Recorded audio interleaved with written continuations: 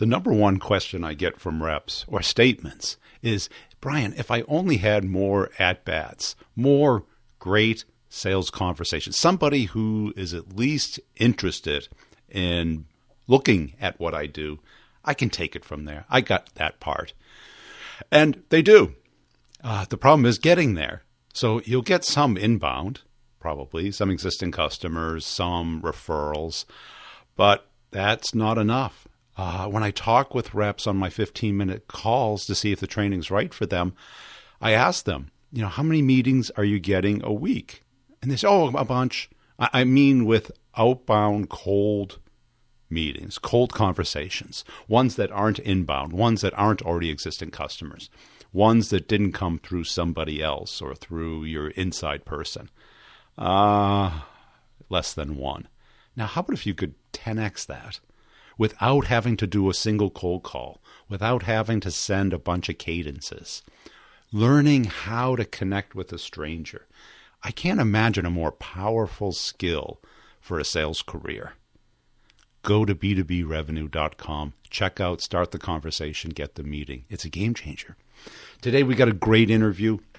We're going to be talking about a lot of things, going from being an entrepreneur to a sales rep, working your way up, the evolution of a sales rep from busy, activity-based to smart actions, thinking like a client, showing concern for a client. How do we do that at scale? We're going to have some great questions coming out of this episode using one of my favorite questions. So wait for that. Before we get into it, make sure you're checking out our friends over at Co-Video. Video email is a game changer. Learn how to connect with another human being through video. You do it on Zoom, you maybe do it on FaceTime, but today it's the way we have to connect. Covideo.com. They've got a bunch of tutorials on what great video looks like, how to do it, what the mindset is. And we did an interview with one of their reps a few weeks ago. Check that out as well. Also, I'll sum it up at the end. And if you're in the course already, make sure you check out the office hours. We had a great one yesterday, and we really had some epiphanies coming out of it. Let's get into the interview. I'll sum it up at the end. Hey, Mike, welcome to the show. As a way of getting started, tell us about yourself. Hi, Brian. Thanks for having me. So currently I am a key accounts manager and territory manager for a global OEM in the machining industry. So deal with the CapEx, the complex sale in the CapEx space. Yeah. And just out there moving machinery. A pretty easy sale? No, it's a tough sale. It's a tough sale. We deal with efficiency products, so it's a highly educated product. We spend a lot of time telling our customers, convincing them why they need and why they should do, and all that good stuff. Yeah. So yeah, it's pretty tough. Well, what's an average deal size, roughly? 100K, 200K? We deal with everybody from the mom and pop all the way up to large automotive, aerospace, and medical. So anywhere from $10,000 up to $1 million. Okay. And do you get any inbound, or is it all outbound? We do get some inbound. Fortunately for me, our company has a very recognizable name. So we do get customers that reach out to us, but we do a lot of both. So, yeah. And highly competitive? Highly competitive. It's highly competitive, and it's highly volatile, right? So, based on automotive, kind of the wind blows, right? So, when automotive is good, then sales are good. When automotive isn't, then sales aren't so good. So you have to work a little harder. And what's the sales cycle? Is it's probably pretty long? Yeah, anywhere from, you can hit quick on a small guy, in a couple weeks, all the way up to 2 years. Yeah. So, yeah. So how do you prioritize your pipeline? Typically the pipeline is prioritized by who is the hottest to buy right now, right? Chasing the sale. We do a lot of chasing the sale. We believe that's the best way. We go where the customer has the need, and we show up, to those customers. So, and What's your patch like? Is it geographic, named accounts? Yeah, so I have a national key accounts, but I also have a territory, which is one state territory. So I have, Which state? Yeah, Michigan. Or North Dakota? No, not North Dakota. I have what we call the honey hole, right? That's Michigan. Lots of manufacturing in Michigan. Obviously the big automotive is there. So I'm pretty busy handling those guys. Yeah. And how much time do you spend on the mom and pops? Well, in my role now, I mean, I started as a sales engineer, and carrying demo equipment in the back of a van and showing up and doing demos. That's where I started, but now I handle mostly the big accounts. But I still love to walk into the mom and pops with my background. That's where my true love is, with the smaller companies. So I take the time to get out with the engineers and get my hands dirty with the little guys. Yeah. So yeah, it's about 70-30 big guys to little guys now. Yeah. And how do you differentiate yourself as a rep? Well, so my background in this industry is pretty different. I mean, getting into sales was not a forecasted. It wasn't a forecasted in high school career. I want to be a rep. No. So I was part of a family business for. My family had a business for 50 years. I was third generation. Took over the business. Ran that business for 13 years. Unfortunately, had to close it back in 2014.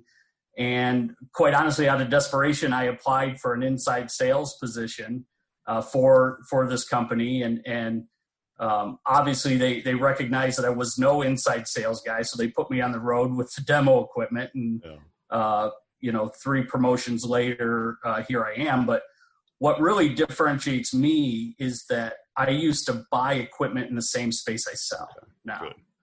So now I understand the questions that need to be asked, and I understand that there's parts of the business that might not seem like they relate to the sale, but ultimately those are the things that differentiate me. Like, for example, we have a simple ROI calculator for our equipment, right? That our company gives us, and our reps go out and hand them out and say, put your numbers in here.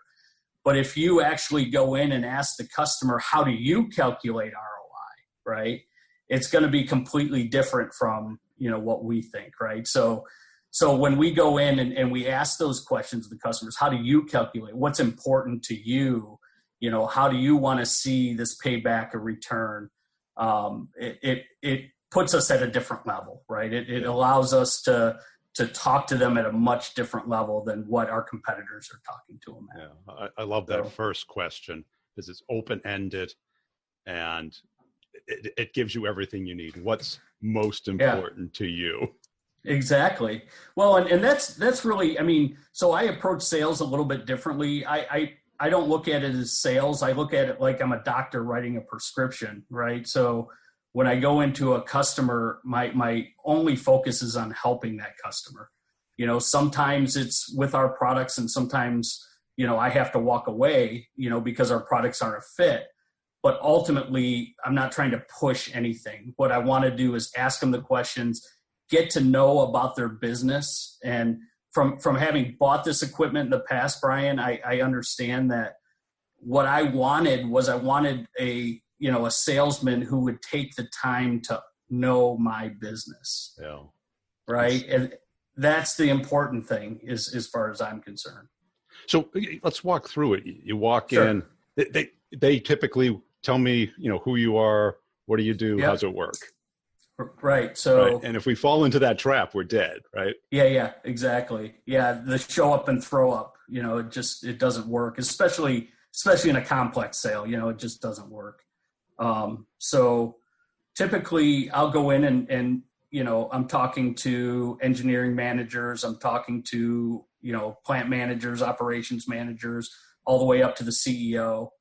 And what I ask them is, what are your biggest challenges? What are you working on right now? What are the problems you're trying to solve? Once I can get them to open up and start telling me some of those things, then I can tailor the responses back to them, walking them on a path towards the products that we have. So, but sometimes those questions can lead you down the wrong road, meaning that their challenges have nothing to do with your product. Yeah, that's true. I mean, that's true. And you have to quickly kind of realign that, right? And get back to maybe ask them some leading questions like, how are your delivery times? How are your, whatever? Like I said, we're in the efficiency space. So getting back to, that you can kind of come back to that.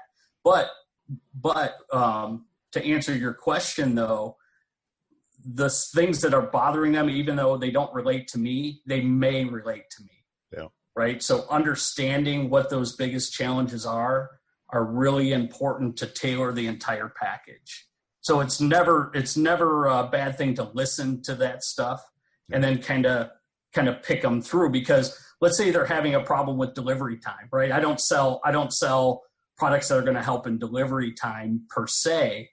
But I do sell a product that can get I sell a product that can get their machine parts done faster, more efficiently.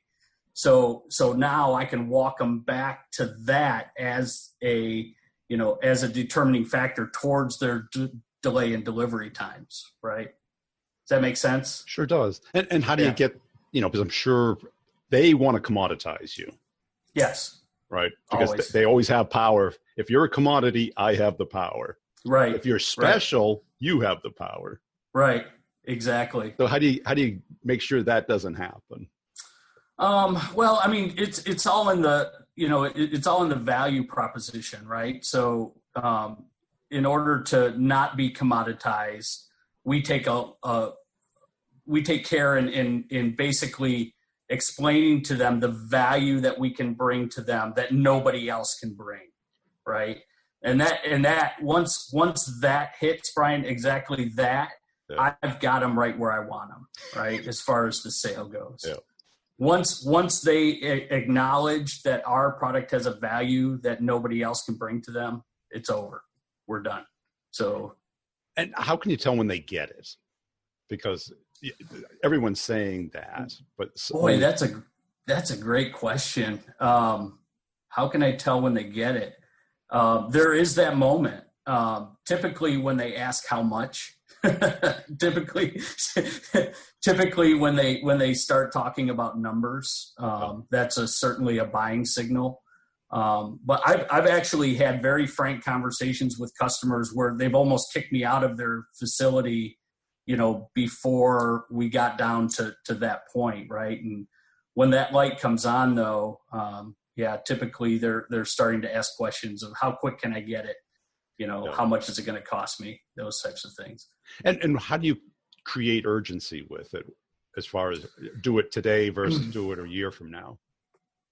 Well, I mean, for us, we can show a payback or return in our equipment in like less than 4 months. So I have a famous, I say to my customers, I give them the Henry Ford quote, if you need a piece of equipment and don't buy it, you're already paying for it, not getting it. Right. So I basically, give them the doomsday clock and say, hey man, for every, 10 minutes, you don't have this piece of equipment, you're losing money. Yeah. So typically we can do it that way. But we don't strong arm a sale. At least I don't strong arm a sale. Right. I don't use high pressure focus tactics. On something. Yeah. Yeah. Focus. We like to focus on what they're losing now, and what they could be paying for right now, so. But how about, because ROI is very powerful when you're talking to the owner or somebody who owns the budget. Yeah. But if you're talking to somebody who doesn't have any control or interest, they care about what it does for them. Yep.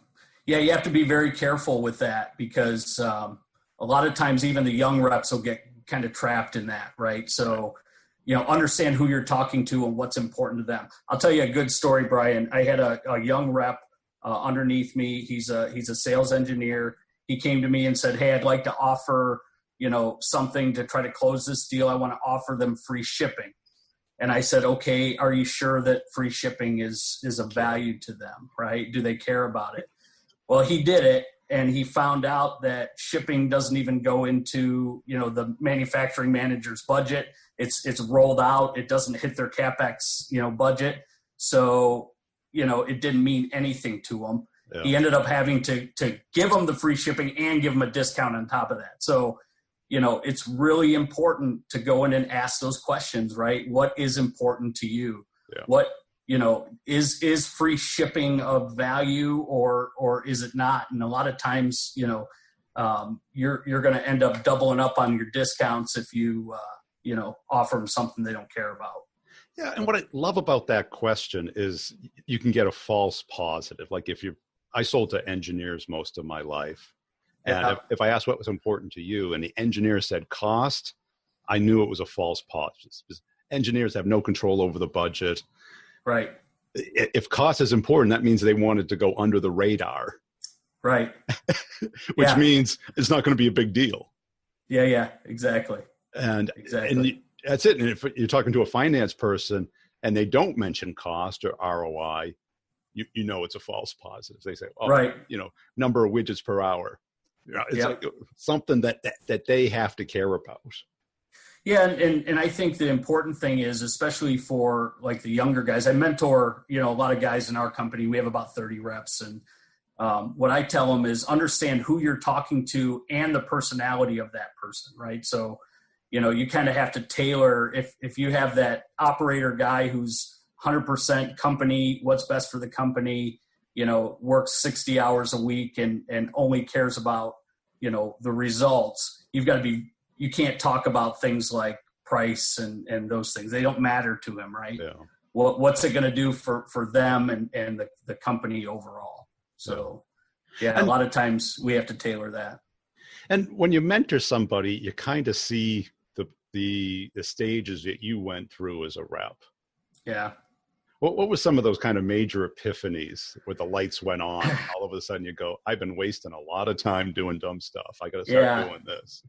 Yeah, it brings a smile to my face because I spent, my time, even though fairly short in sales, I spent my time, like I said, driving around with demo equipment in the back of a van, right? And I'd show up and I'd go through the demonstration, a 30-minute demonstration, features and benefits, and the blank stares in the operator's faces. And, and what I realize is that everybody doesn't care about everything. Right? So a lot of times you have to very quickly figure out what they care about and then tailor, your demonstration, tailor your conversation directly to what they care about. Nothing else. Everything else is for my benefit, right? Everything else. I mean, it's great that I can stand up and do a 30-minute, demonstration and show every feature. But if they don't care about it, it's only for me. It's not for them. Right. The brain turns off. And I bet you at that early stage, you were excited at the end of the day, most number of demos you gave. Right. And the funny thing is that my demos went from 30 minutes to about 5 minutes. I would show up and set up the equipment for half an hour and get everybody in front and be done in less than 5 minutes because in the time I was able to hone in on just what they wanted, and show them exactly what they want.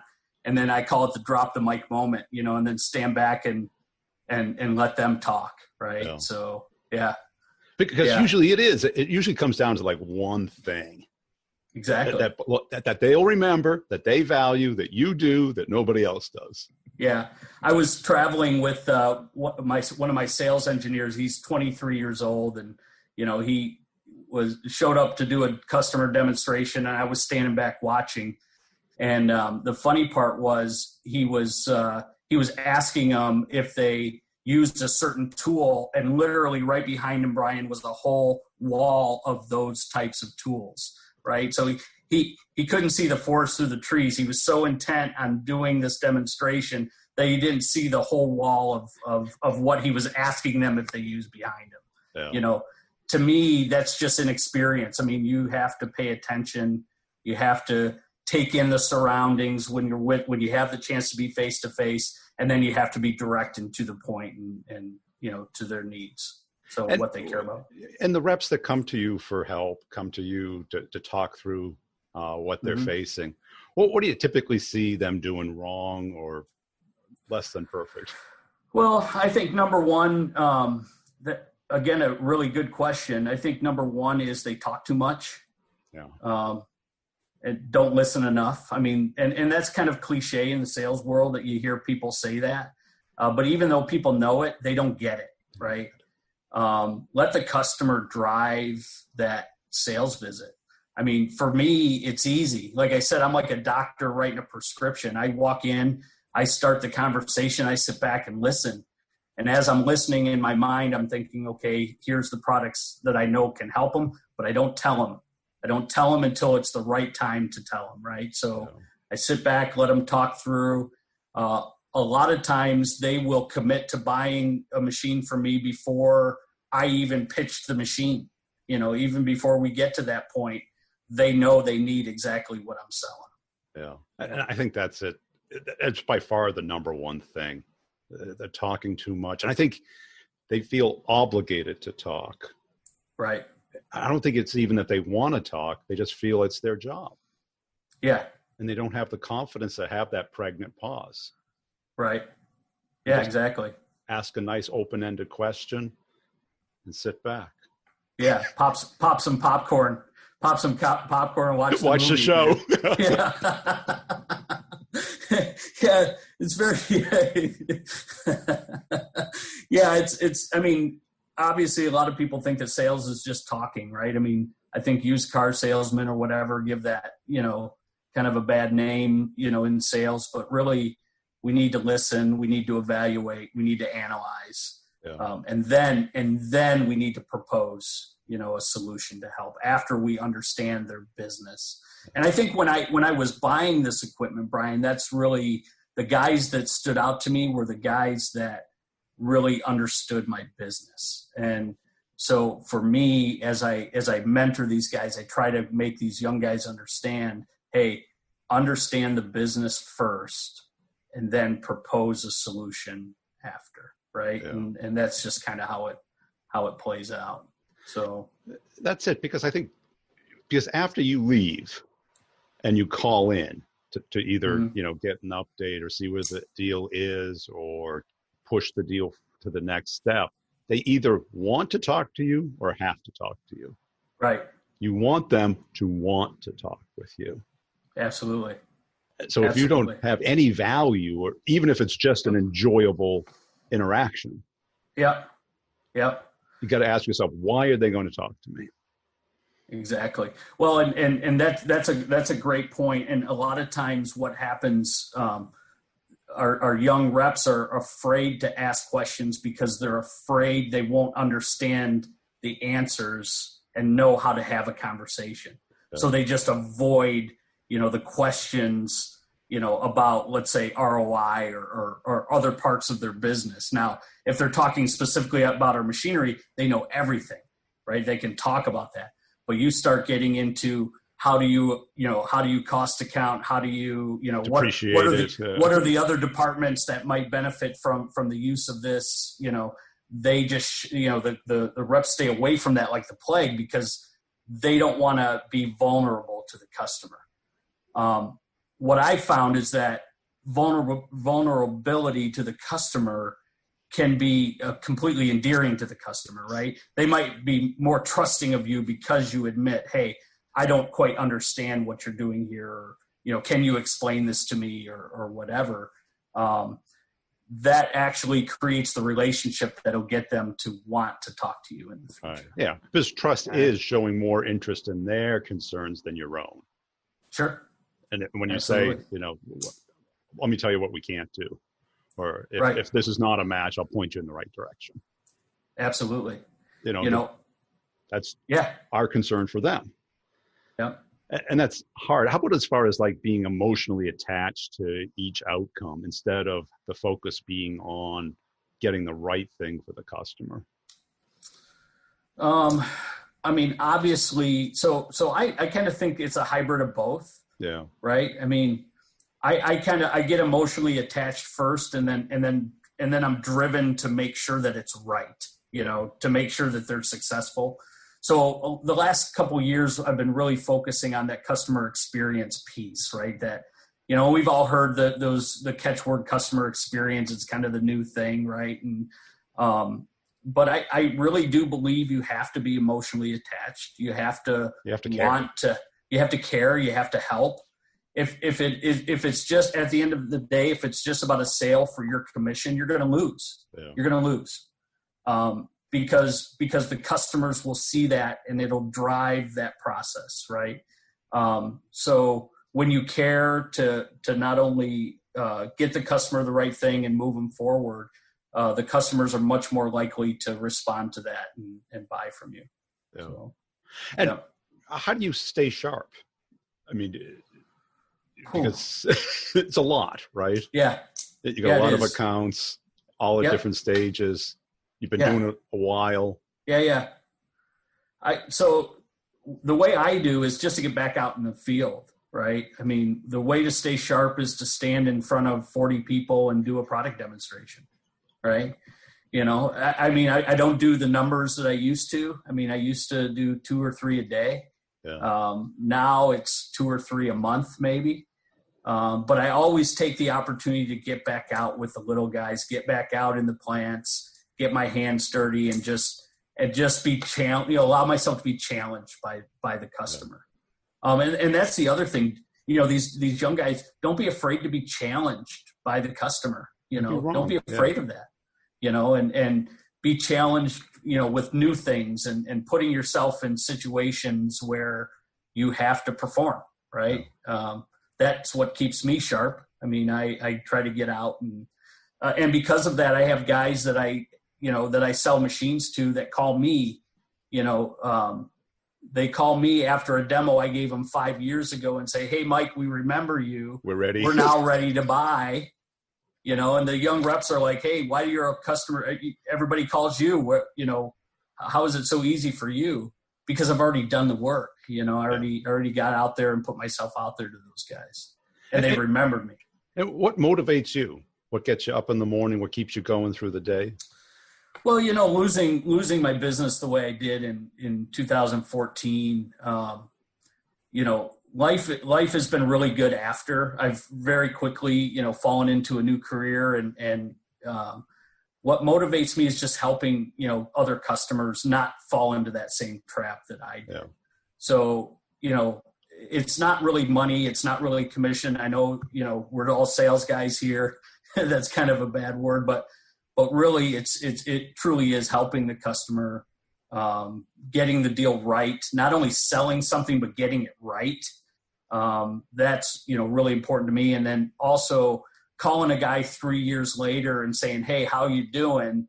And he's like, "Oh, this is the best investment we ever made." Yeah. I mean, that's what drives me, right? I want that feedback from those guys. So. And how about that entrepreneurial mindset? Did that transfer well into sales? It's a good question because I tell our young reps that I mentor, when we have a territory, when we have a sales area, we should run it like your own business. If you actually do that and control that business and control that territory as though it's your own business, you take a lot of the power away from not only the company that you're selling for, but you empower yourself to be more successful, right? Because you're motivated. Salesmen have to have an entrepreneurial spirit. They have to, right? If you don't, and you let the company tell you what they're paying you and how they're paying you and all that stuff, forget it. You're going to be chasing your tail. You're not going to be happy. But when you take that and you make it your own, then you'll be successful. Right, because it's that personal responsibility. When I hear a rep say, "Oh, I'm not trained in that yet. Let me ask my manager what I should do." Yeah. I've heard a rep go, "I'm going to ask my manager what kind of deal we should do over here." It's like, right. Why don't you take the deal you want to do to the manager to get approved? Yeah. I had a young sales rep that actually said that in a meeting. He said, "Well, the customer asked for a discount and it was really nothing." And he's like, "Well, I'll have to go talk to my manager and let you know." And I told him, I said, you had him. All you had to do was, split the difference or whatever. You were there. Just do it. Ask for forgiveness later. I'm kind of, in our company, I'm kind of known as a cowboy. I get pretty creative sometimes. And the young guys are like, how do you get away with that? And I'm like, I ask for forgiveness later, right? I mean, sales drive. There's only one KPI in our business, and that is sales, right? When you're bringing dollars in the door, it's amazing what you can get away with. Well, that's it. A PO in the hand versus a proposal. Sure. Yeah. And it's like, the PO is not perfect, but it's the last week of the quarter. I'll take it. Right. Exactly. Yeah. And especially walking away or potentially stalling a deal or something because you have to go ask your manager. I mean, come on, we don't, I tell the guys, just get the order, get the order. Yeah. So, and that's it. And own that responsibility. And I think this is something that we're seeing right now, the people who did take that ownership all the way through, their own PC, their own software that they need. I got to see if I can get my manager to reimburse me for this. It's like, own it. You are the means of production. Exactly. And own it. And that mindset is so different than the employee mindset. Yep. Where I'm marking out my vacation. I got to take my sick days and my floaters. And, you're worried about time off. You're in the wrong job. Exactly. Well, and I always say, as long as I have my phone, I'm working, right? So, I can go, lay by a pool and have my phone and answer a few customer calls, and I know there's something to unwinding and unplugging and all that stuff, but at the end of the day, that's not the job that we're in. We're in a 24/7 job, and the rewards are there for us. So right, you get the rewards of being an entrepreneur without the devastating downside and risk. Yeah, trust me, I understand that risk. So do I. Right. Yeah, it's true. It's true. Absolutely true. I don't have to worry about who's making payroll on Friday. I don't have to worry about that. Every month the money comes into my liability. account. Yeah. So it's the best of both worlds, right? The ability to run a business, take ownership of that, own it, but yet not have to worry about, paying everybody else. Yeah. So, and what one thing that you wish you had learned your first year in sales that you now know? Oh boy. One thing I would say that, for me, it was understanding that the customer doesn't know what I know and what I don't know. Yeah. Right. So I never went in and said, I was a former business owner. I used to run a business just like this, whatever. I never did that.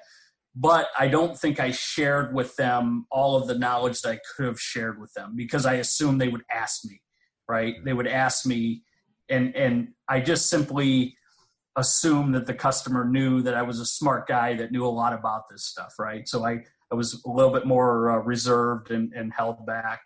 That light bulb came on about maybe 8 months into the job, so, and I wish I had started, from where I'm at now. Right. So, and they probably get that sense by the curiosity and the interest that you have in how they view their business. Yeah. But initially, Brian, I didn't ask those good questions. Right. Okay. I towed the company line, right? Features, benefits, show up, throw up. Right. I wasn't a sales guy. I was an entrepreneur. Right. Yeah. Yeah. I was a machinist. Right. I was a machine guy. So I didn't ask those questions. And it wasn't until I really started to challenge our own internal information and saying, well, wait a minute, why are we saying this to the customer when when they don't care, when it's different than this, right? Yeah. It's at that point that the light bulb, kind of turned on for me. So that's a good one. Cool. Yeah. Hey, Mike, I enjoyed this conversation. Where can people go to connect with you? So LinkedIn, I'm on LinkedIn. And I do have a YouTube channel. It's Mike Collier on YouTube, and yeah, check me out. I have a couple 3-minute videos, stuff like that they can check out. So, See, so much of what we're taught at our companies or just by society is to act like a salesperson. But nobody likes talking to a salesperson. Do you? I don't. But we all like talking to friends and people, smart people, people who care about us, want to help us. And I think you saw that in this interview today, how to really engage. Now, this is a skill. It takes time to develop. There are stages of it. And you can take the little tidbits and try and cobble together your own process. Or you could take a course and build off of it.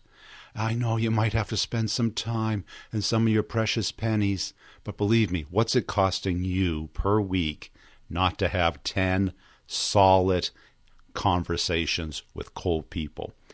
Make that your goal, 10 or 5, whatever it is. It's still 5 or 10 times as many as you have now. And can they turn into deals? They can. They really can. Or they can turn into a network, a connection. People who care, people who are willing to help you, willing to share their opinions on things. That's what this is all about. It's about mammal to mammal selling. We're not out there pitching. The pitch, the commercial, it's over. I did a video on LinkedIn. I did it on cold calling, even though I'm not a big fan of cold calling, either getting them or giving them. But I understand there's a lot of people where the phone is the only channel that you have access to, either by your audience or the dollar amount. So I'm not against it. And I gave my best cold calling opener ever. You can check it out on YouTube. Used it for years. When the phone rocked, it was the thing to do. You had no choice. There was email, but we didn't know other people's email address. Imagine that way back then. And there was no LinkedIn, or when there was LinkedIn, people only got on it when they were looking for a job. So all we had was the phone. Today we have a lot of different channels, and we have a lot of different approaches that we can take. And why not learn what you know will work instead of struggling? Start the conversation, get the meeting. Now, after you get that at bat, people say, well, I lose to no decision. I heard a statistic the other day where it's like we win 25% of the time, we lose to a competitor 25% of the time, and the deals lose to no decision or status quo 50% of the time.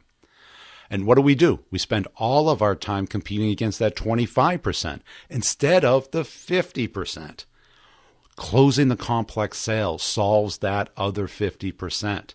Now, your competitors are going to win some deals. They might have a relative there. They might have a feature that the client likes.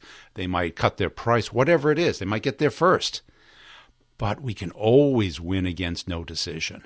Why? Because we need to learn how clients make that decision process. And that was my superpower as a sales rep. I wasn't the most charming. I wasn't the smartest. I wasn't the hardest worker, but I knew how companies buy, and I would guide people through the process. I had a system that I learned by making classic mistakes and preventing them, and I crushed it.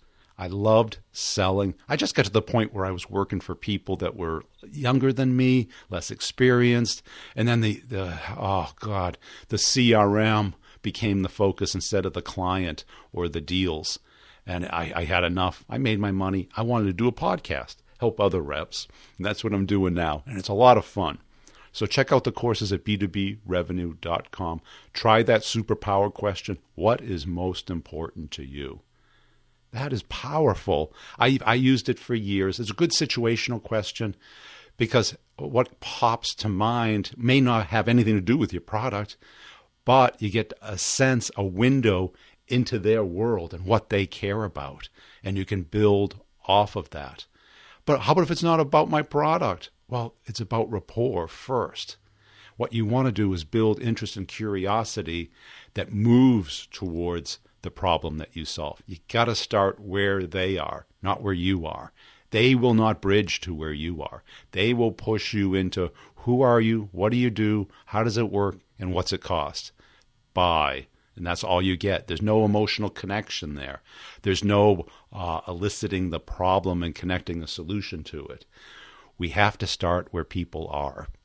Now, have you checked out the YouTube channel? Just search Brian Burns Sales on YouTube. I've got tons of videos, some funny, some informative. I like to mix it up. I post a lot on LinkedIn. If you see my stuff fly by, could you give it a thumbs up, a little like, a little comment, a little share to let me know you're there? Would you? Appreciate it. Thank you. And tell a friend about the show. I've got 2 other podcasts, Sales Questions, Brutally Honest Answers, and the B2B Revenue Leadership Show.